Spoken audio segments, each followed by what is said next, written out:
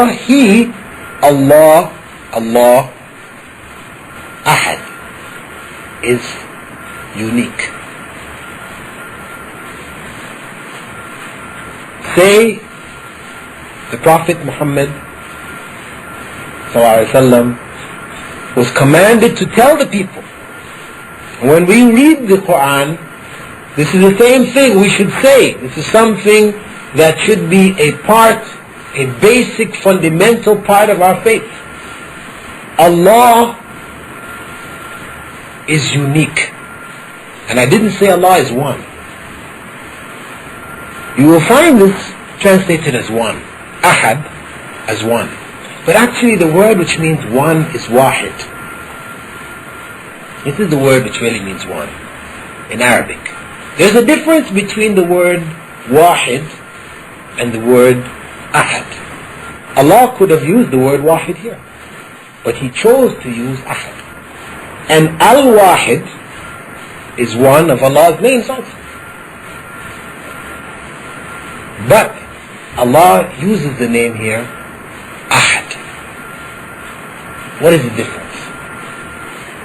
The difference is that when you say wahid, one, this doesn't stop there being another one. What do I mean? I mean, if I say there is one bottle of water here, it doesn't mean that there isn't another bottle of water in the other room.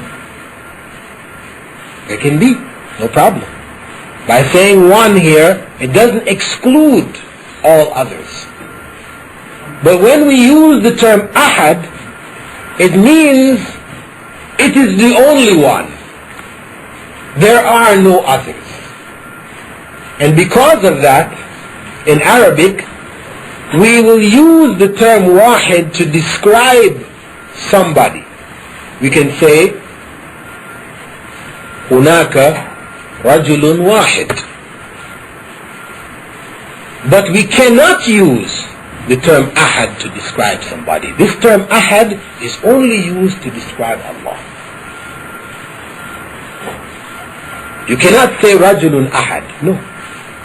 In Arabic, it is not acceptable. Rajulun wahid, but not rajulun ahad.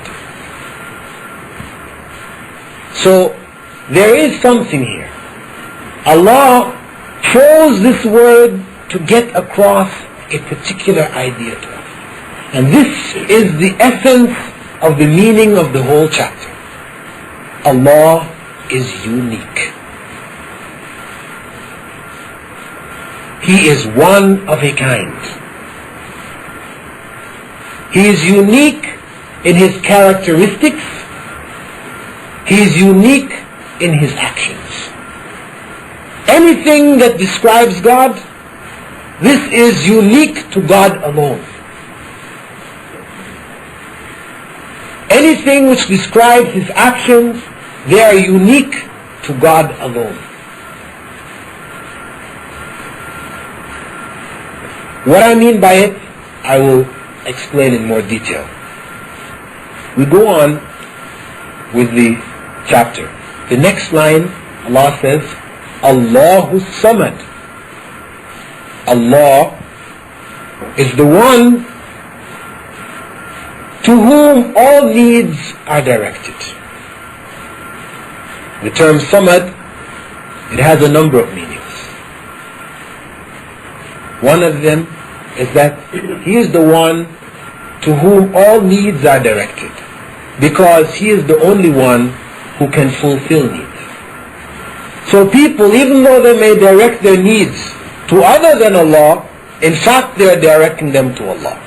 Because Allah is the only one, God is the only one who can answer our needs. The term also means that He is the self-sufficient. He does not depend on anyone. He is the eternal. No one caused Him. He is without beginning and without end. And Allah here is repeated for a purpose. We said, قُلْ هُوَ اللَّهُ أَحَدٌ. We could have said, قُلْ هُوَ اللَّهُ أَحَدٌ as-samad, describing Allah without saying Allahu Samad. Or we could have said, قُلْ هُوَ اللَّهُ أَحَدٌ وَاللَّهُ الصَّمَدُ. But Allah didn't use either of these two forms. He chose this particular form. To emphasize, there is an emphasis.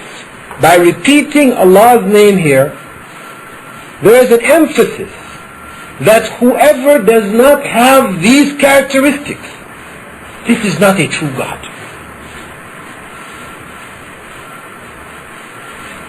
Any God who is not unique is not a true God.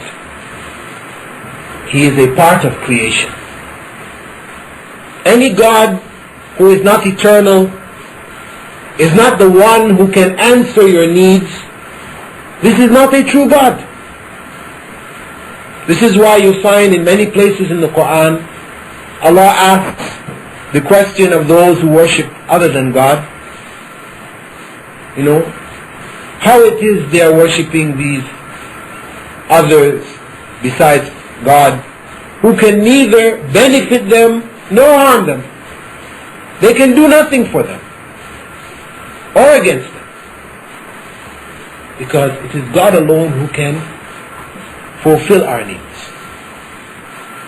So anyone who does not have these characteristics is not or cannot be considered a true God. So Allah repeats His name here to emphasize this.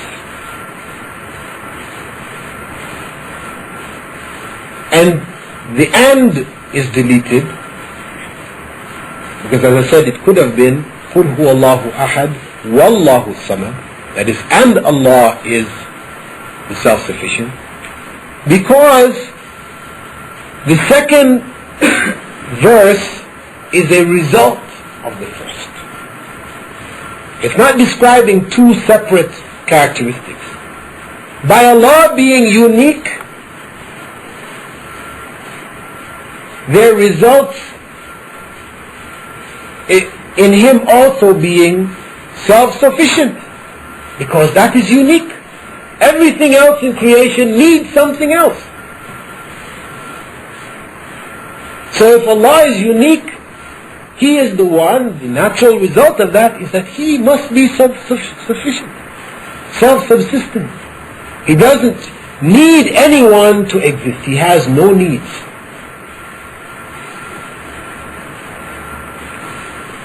The third verse, Allah says, لَمْ يَلِدْ وَلَمْ يُولَدْ. He does not give birth, nor was He born. He doesn't have offspring, nor does He have parents. This is another way of putting it. Why Allah didn't begin by saying He doesn't have parents, nor does He have offspring? Because that's the sort of norm that you would expect. The father, then the child. Father is more important than the child. But why? Why did Allah instead put talking about having a child, having offspring, before talking about